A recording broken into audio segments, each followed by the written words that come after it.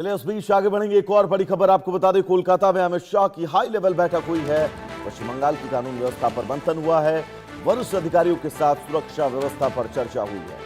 कानून व्यवस्था को मजबूत करने पर जोर दिया जा रहा है। केंद्रीय गृह मंत्री अमित शाह ने पश्चिम बंगाल की कानून व्यवस्था को लेकर कोलकाता में समीक्षा बैठक की है। इस हाई लेवल बैठक में राज्य की मौजूदा कानून व्यवस्था, आंतरिक सुरक्षा और विभिन्न संवेदनशील मुद्दों पर चर्चा हुई। बैठक में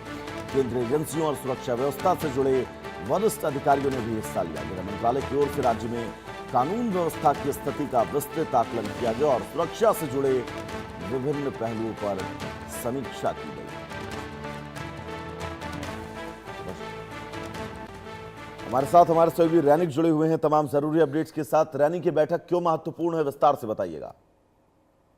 लेकिन देखिए, ये जो बैठक हुआ है आज सुबह, ये बैठक बहुत ही महत्वपूर्ण है, क्योंकि देखिए, पहली बार बोल सकते हैं कि राज्य और केंद्र दो एजेंसी के जो पुलिस अधिकारी, वो लोग एक साथ बैठकर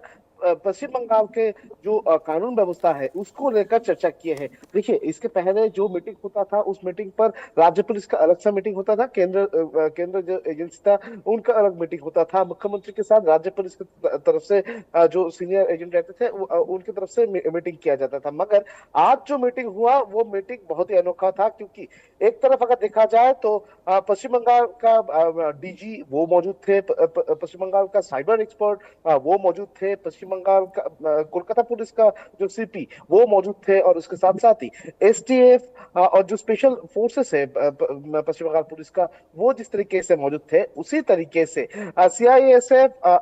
जो सेंट्रल एजेंसी वो उनका जो अधिकारी वो भी इधर इस बैठक में मौजूद थे। और सबसे महत्वपूर्ण है, जिस इस बैठक में एक तरफ पश्चिम बंगाल के मुख्यमंत्री शुभेंदु अधिकारी जिस तरीके से मौजूद थे, उसी तरीके से देश के गृह मंत्री अमित शाह उनके तरफ से भी इस बैठक में उनके तरफ से ये बैठक जो है वो बुलाया गया था। तो एक तरफ गृह मंत्री, मुख्यमंत्री और उसके साथ राज्य और केंद्र दो तरह का जो एजेंसीज उनके तरफ से ये कानून व्यवस्था को लेकर बातचीत किया गया। ये एक तरफ जिस तरीके से बहुत ही अनोखा है, उसी तरीके से अगर देखा जाए तो पश्चिम बंगाल के लिहाज पर जो जिस मुद्दे को लेकर आज बातचीत हुआ है वो मुद्दा भी बहुत ही इंपॉर्टेंट है। देखिए, एक तरफ तो बॉर्डर का इशू अगर देखा जाए वो बहुत ही महत्वपूर्ण है, क्योंकि जिस तरीके से घुसपैठ एक बड़ा मामला बन चुके थे पश्चिम बंगाल के, उसके ऊपर जिस तरीके से फोकस बीजेपी की तरफ से दिया गया था, उसमें आज का ये बैठक बहुत ही अहम था। क्योंकि केंद्र और राज्य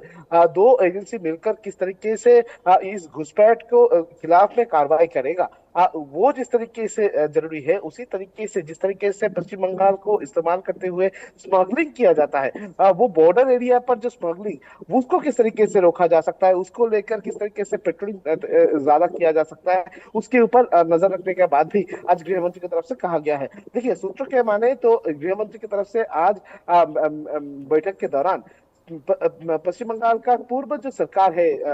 तृणमूल कांग्रेस का जो सरकार, ममता बनर्जी का जो सरकार, उस टाइम पीरियड पर जो भी रिपोर्ट केंद्र सरकार की तरफ से मांगा गया था वो रिपोर्ट नहीं भेजा गया था, वो रिपोर्ट जो पोर्टल है उस पोर्टल में अपडेट नहीं हुआ है, इस बारे में भी आज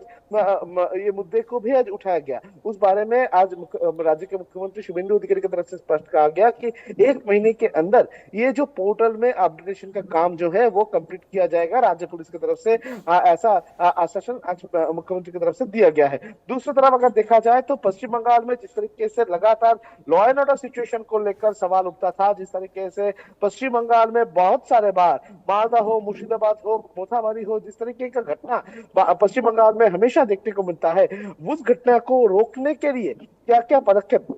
नया सरकार की तरफ से लिया गया है, पुलिस की तरफ से क्या क्या प्रिकॉशन लिया गया है, इसके ऊपर बातचीत किया गया है। दूसरी तरफ अगर देखा जाए तो जो सेंट्रल एजेंसीज के पास जो मामला है, कौन से मामला रीओपन होना चाहिए, कौन से मामले पर पुलिस की तरफ से केंद्र को किस तरीके से सहायता किया जाएगा, इस बारे में भी इस मीटिंग पर चर्चा हुआ है, ऐसा ही सूत्रों के हवाले से खबर मिल रहा है। सूत्र के माने तो आज जो बैठक हुआ था उस बैठक के दौरान दो और भी अहम मुद्दा सामने उठा है, जिसमें वरुण विश्वास का हत्या मामला, दूसरी तरफ अगर देखा जाए तो कामदूनी का हत्या मामला, उसी तरीके से आरजी कर जैसे जो हत्या मामला, ये जो मामला सेंट्रल एजेंसीज के पास पास इसका इन्वेस्टिगेशन है और राज्य पुलिस के पास भी बहुत सारे इन्वेस्टिगेशन का रिपोर्ट है। तो दोनों